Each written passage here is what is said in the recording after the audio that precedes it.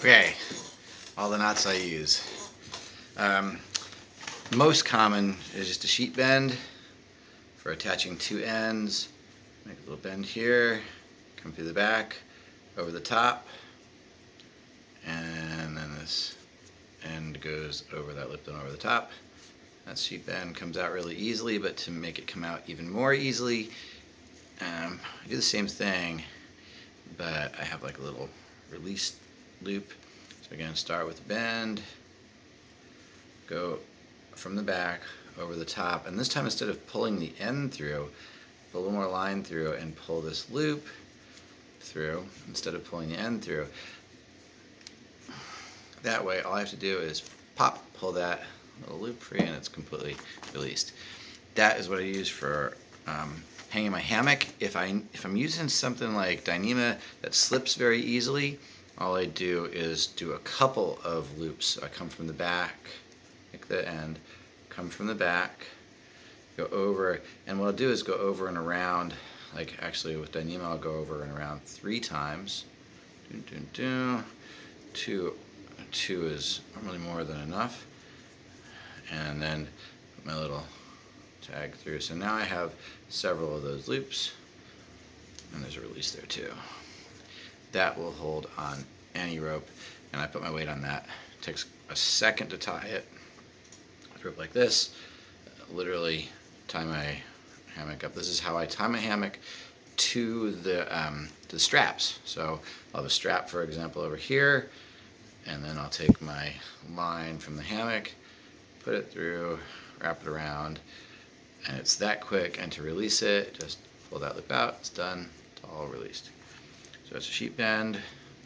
Bowline, easiest way I know to make this is take the end, put it over the top, and then you twist it around. Then you go around the back, and put it down in through the hole. That makes Bowline knot. Good for a loop at the end. So again, the way to do that is take your end, put the cut end over the top, and then push it under and twist the line around, go back around the back, over the top, and through the hole, and it's Bowline. Let's see.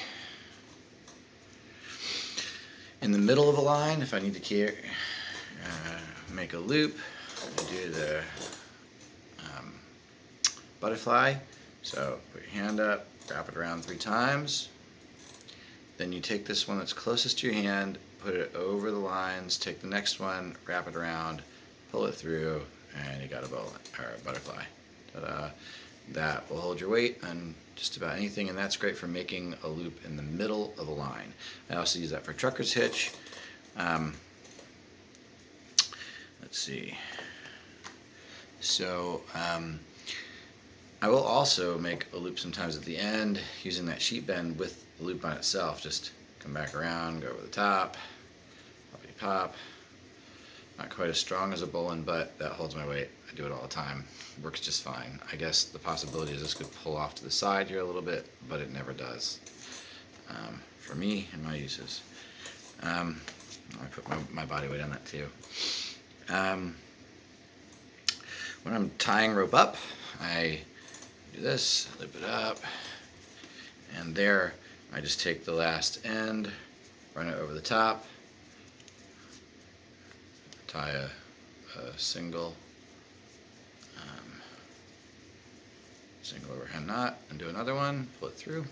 That's it. That's how I store all my lines. You can really pull that tight and just pull it out, pull those 2 little ends out, and it's done. You can do the same thing where, again, you don't pull the line all the way through, but you just pull a loop through. You don't pull the end through. You can always make that kind of release whenever you're pulling it through. That way, pulling it out is that simple, and then you got the entire thing ready to go. Let's see. I did an Icicle Knot. I think that's not even one that I use anymore, but that's the best hitch I ever found for holding onto a pole. It's a worthwhile one to look up, but I don't really do that one for anything anymore. When I was making the stands, the hammock stands, that's what I used to use. Trucker's hitch is probably my next most common thing, and this is going to be a little tough to do, to show, but what I do with this one, so I'll take the end. This is for making a tight, a very tight connection between two posts, or you want to tie something down. So I have that tied over to a post, and the way you do this, simplest way, is just make a little slip knot like that. And you want to put that far enough away from your post. Go around the post with the end of your line, put it through that little slip knot, and now you have mechanical advantage that you can use to crank that as tight as you want it.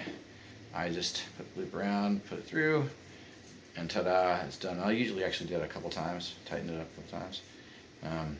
If you notice, I'm pulling the loop through every time, so when it's done, all I do is pop that open, and it's completely loose. Pull out this little slip knot and pop. When I want to tie something really tight, then I do the butterfly in the middle. My hand 3 times. So I show that a little bit more. Over my hand 3 times, like that. Put the one that's closest to your thumb over the lines. Grab the next one, wrap that around the lines, pull it through, and you got a butterfly knot. That's a great way to make a butterfly. And this loop is super strong, comes undone right away. You don't have to worry about it pulling through like that slip knot can. Sometimes when you do the slip knot, again, all you do with the slip knot is wrap it around, pull it through. When you're doing a trucker's hitch, you keep equal tension on both sides, but if you do happen to pull this through, it can really clamp down on the line. That never happens with the butterfly hitch. Now, I'll use a butterfly knot at the end of a loop just as much as a Bowline. I just like this knot. It's a great way to make a loop, and it comes apart so easily when you're done. The really great thing about this is you can make it anywhere in the line. You don't have to have an end go through. Where with the Bowline, you really gotta have that end. So the Bowline again, like this. Put the end over, and then as you put it over, you're gonna grab the line and twist it. So now there's a loop there. Put it around the back and back through the end of the Bowline. Nice way to make a solid loop. There's also a, what do you call this? The one that slides. Basically, you make a loop, drag the end around a couple times on this side, drag it around on that side, and pull the knot through. And that will make a knot that locks when you pull on it. But then you can just slide the knot around and get it. So that's great for doing like tent stakes. You can tighten up the tent stake and that'll stay. I forget what the heck that knot is called, but slipping. There's a bunch of others. You can use like prusik loops to do that sort of thing, but that's my favorite. And also, if I really want to do like a stake tight, I'll just do a trucker's hitch. I prefer that to these sliding hitches, but it's a useful one that I've done like for nice little, quick little things that don't have a lot of tension. That little sliding thing is nice. I think that's it. Aside from the icicle knot, that was one of the hardest to find knots that I ever had. This, the one that I use most absolutely is the sheet bend. I'll use this for making a loop at the end. Just take that through, and I always do the little pop like that in the middle, that way. So now I've got a nice tight loop at the end. I can use that for a loop at the end of a rope. I use that for any kind of joining. So if I have a strap or another rope, I always put the lighter one, the thinner one, through the thicker thing, and it's just so simple to make and pop. You got it done, you can release it. And again, if you're using some kind of, this has worked on every kind of rope I've ever used, and it comes out immediately. Only time I've ever not been able to use it is when I used Dyneema amp steel. when you do this and you put your weight on it, it doesn't fall, but it kind of slips a little bit. So again, the way you do that is, here is the loop. You come around the back, go over the top, and normally you'd just be done. Stick your loop through right there and it's done. And then you have your release. So the difference when you have something that's gonna potentially slip, and I've only ever seen this happen with ham steel, come through the back, and instead of just going over the top, you go over the top, take a little more line, and you go over 2 or 3 times. Usually 2 is enough, but I'll go over that end 3 times, and then I'll pull my loop to the part that was pulled through the back. And that, with the extra layers there, runs over itself, and that holds in any kind of line that I've ever seen. My favorite knot in the world. This is like, I think, the most useful thing there is. You can do almost everything with that little knot. Trucker's hitch, anytime you want to, pull something tight. Everybody, I guess, knows how to do a bowline. That covers, I think, all my needs. The other one is this little butterfly thing is awesome. Here, let me do it again. Just put it over your hand, do it 3 times. So it's over your hand 3 times. Move this one over, grab the next one, pull it around through here, and you're done. Dress it like that. And that is great for making a solid loop that will hold your weight in the middle of a line or at the end of the line. Anywhere you need to break it, you just pull the lines down, pull those little flaps around the outside, and then just pull the knot back out. It comes right back out. So all these break immediately. All of these, this covers everything that I've ever had to tie. And there's of course, like figure 8. You just tie a figure 8, and then you follow it back around. So, stopper knot. That's another really good knot. So at the end, here I have a really messy piece of rope, but you can see that's stopped. The way I do a stopper knot, it's basically just like a regular overhand knot, except that you go around the line again and put it through here, so it looks like a little figure 8. That's my favorite stopper knot, and that's the way I think most. Every time I see a stopper knot, that's the way it's done.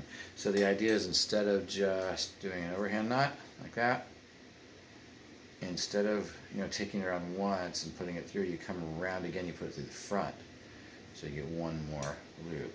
Now that forms a figure 8, and I guess when we're climbing, we use that knot. So you do the figure 8, and the way you make a loop with the figure 8, these are basically, I think, the most secure knot for an ending loop. So basically, you just take it out and you run it all back around again through you just follow that back around again. So you make the figure 8, and then you follow it all the way through again, so that it goes around. You follow this knot all the way around like this, and the loop that you have left, try to get this a little nicer. The loop that you have left is a really super secure knot. Make us do that for belaying when we're hooking in the rope onto our harness. So that's the best way that I know to make a really solid loop. I think that's the default one you use for climbing when you're hooking in at the end. Just figure 8 like that stopper knot, and then you follow it back around as you come in. Just follow the entire figure 8 with the rope. I think those are all the ones that I use regularly. There's clove hitch, where you wrap around and you wrap around again, and you go through this, so you have two knots. And again, I just leave that little end.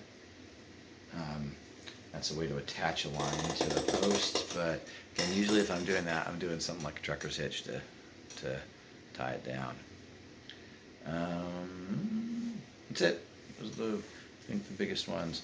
I'll probably have an addendum to this later, but mostly this is for myself to remember how I do all my knots the favorite way.